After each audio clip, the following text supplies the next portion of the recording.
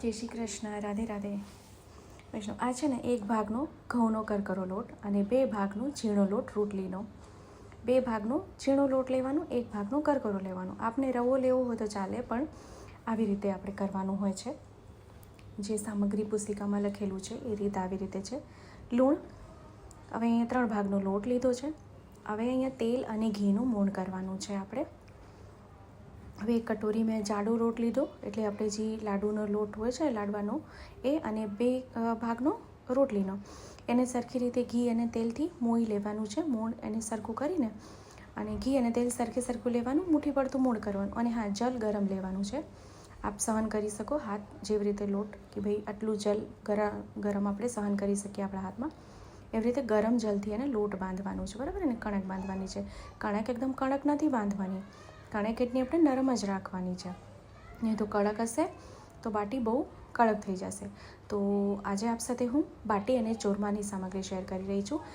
દાળ જે છે બાટીની, એ હું નેક્સ્ટ વિડીયો શેર કરીશ. ઘણા વૈષ્ણવનો કમેન્ટ આવી રહ્યું છે રાખડીનો વિડીયો શેર કરો.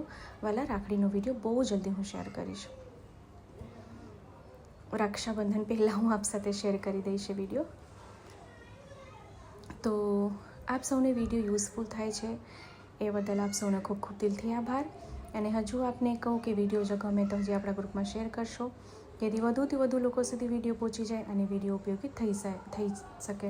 અત્યારે શ્રાવણ મહિનો ચાલુ છે, તો શ્રાવણ મહિનાને જે સોમવાર હોય છે તે શ્રી પ્રભુને ખાસ ચૂરમા અને બાટી પ્રભુને ભોગ ધરવામાં આવે છે.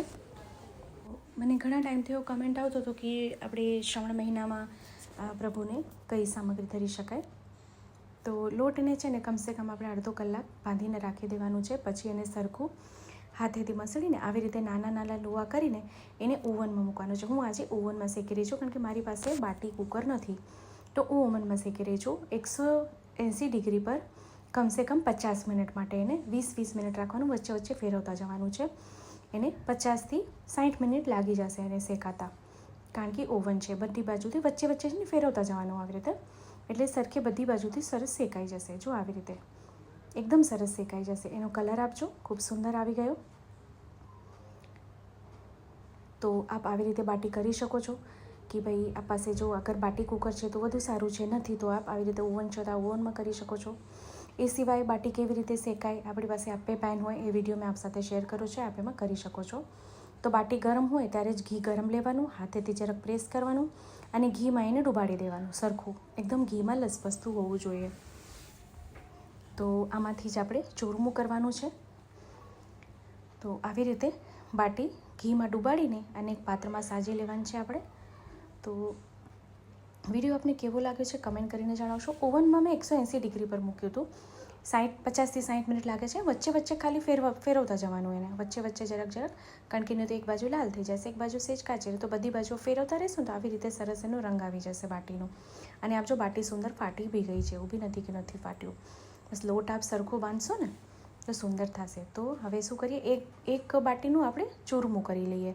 તો એક બાટી હવે હાથેથી મસળીને મિક્સર જારમાં એને આવી રીતે, હું એક બાટીનું કરી રહી છું, વધારે કરી શકો છો. મેં તો ઓછું માપ આપ સાથે શેર કર્યો છે, આપ વધારે પ્રમાણમાં કરી શકો છો. તો અહીં મેં બાટી પીસી લીધી છે. અહીંયા મિક્સરમાં મેં પીસ્યું છે. આપ જો સુંદર એનો રંગ જો કેટલો સુંદર આવ્યો છે. આ ઓવનમાં બાટી શેકેલી છે. એટલે હવે આપને એવું થાય કે ઓવન તો નથી અમારી પાસે, તો આપને મેં આપે પેન દેખાડા છે, આપ એવી રીતે એમાં કરી શકો છો. અને સાથે જો એક બાટી લીધેલી, તો એની સાથે હું 2 થી 3 ચમચી બૂરું લઈ રહી છું.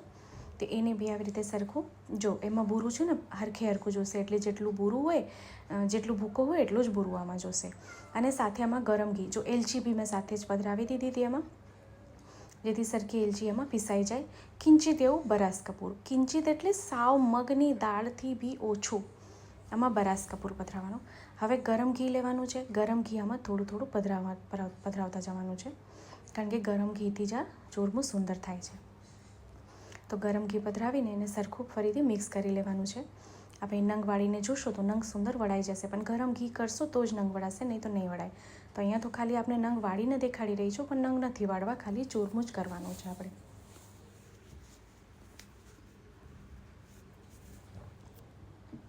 તો ખૂબ સુંદર આપજો નંગ વળી રહ્યું છે, તો ખૂબ સુંદર અને સરળ રીતે.